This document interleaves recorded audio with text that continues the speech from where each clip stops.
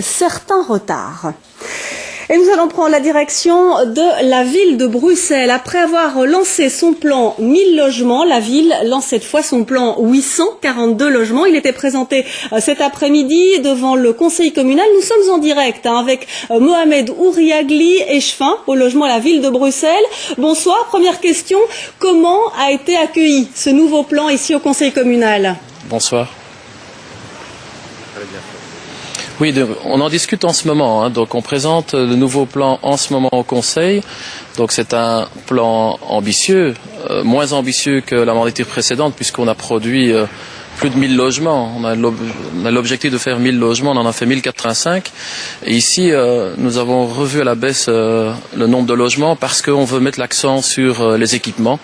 Bien sûr, c'est hyper important. Donc ce collège-ci, tous les échevins s'attellent à développer les équipements autour des logements. Donc on construit de l'habitat et pas que du logement.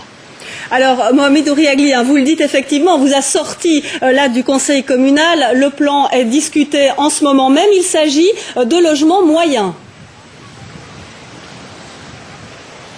Tout à fait, c'est du logement moyen. Donc c'est-à-dire qu'il n'y a pas de plafond de revenus. Vous avez pas mal de personnes qui sont salariées ici sur cette région, qui ont difficile à trouver un logement abordable et décent. Donc il y a une vraie crise du logement. Et la seule façon de répondre à la crise du logement, c'est de produire du logement public. Donc c'est un investissement de la ville important. Donc, et c'est un investissement de l'avenir. Parce qu'au bout d'un certain temps, on parvient à dégager des marges bénéficiaires qui permettront ou bien à payer de nouvelles politiques de production de logement ou payer d'autres politiques. Alors un mot du budget débloqué pour ces 842 logements, Mohamed Ouriagli. Oui, c'est un budget estimatif. Donc tout le plan, le nombre de logements, c'est estimatif. Donc on revient à chaque fois par projet au conseil communal à présenter le cahier des charges et tout l'ensemble du plan fixé. Mais ici, l'estimation est à plus ou moins 200 millions d'euros. D'accord, à charge de la ville et du CPS. Alors, restez avec nous, Mohamed Ouriagli. On va écouter ce qu'a dit Marie Nagy, écolo, conseillère communale à la ville de Bruxelles. Elle était l'invitée de Fabrice Grosfilet ce midi dans l'interview. La question qui se pose, c'est toujours la même. Ce plan est fait sans réfléchir beaucoup aux densités dans certains quartiers, sans réfléchir beaucoup à une approche d'ensemble. Par exemple, quand on urbanise de nouveaux quartiers, que ce soit à Neder-Overenbeek ou à Mais est-ce que Aachen. l'urgence, c'est pas de construire et justement d'avoir le plus de logements possible pour faire face au boom démographique? Oui, mais il faut aussi des écoles, il faut des crèches, il faut des places, il faut des parcs, il faut des plaines de jeux. Et ça, c'est le rôle de la ville aussi, de prévoir ces équipements. Et aujourd'hui, on est devant une espèce de fuite en avant sur la question du logement. Et nous attendons qu'il y ait de manière concomitante des choses qui soient faites sur les équipements.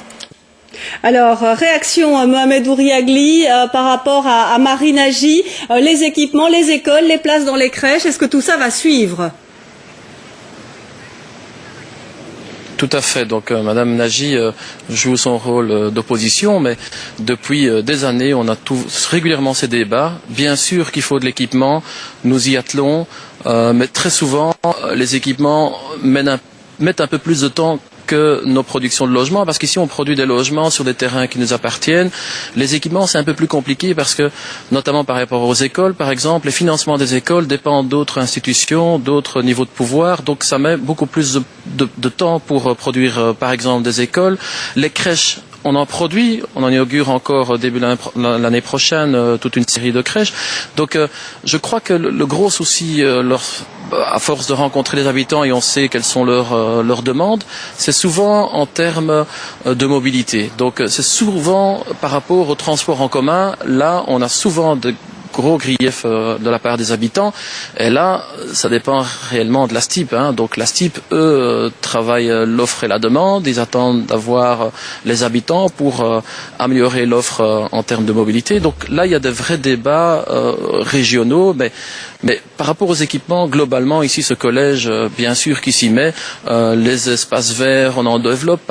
Par rapport à Neder-Overbeek, par exemple, on a développé une forêt urbaine, donc c'est hyper important de stater les espaces verts sur Neder et dans d'autres quartiers également. Donc ce collège s'y attelle, les équipements suivent, on en a déjà produit, on en produira encore parallèlement aux logements qui sont produits. Mohamed Ouriagli, on a bien compris votre message. On vous laisse retourner au conseil communal.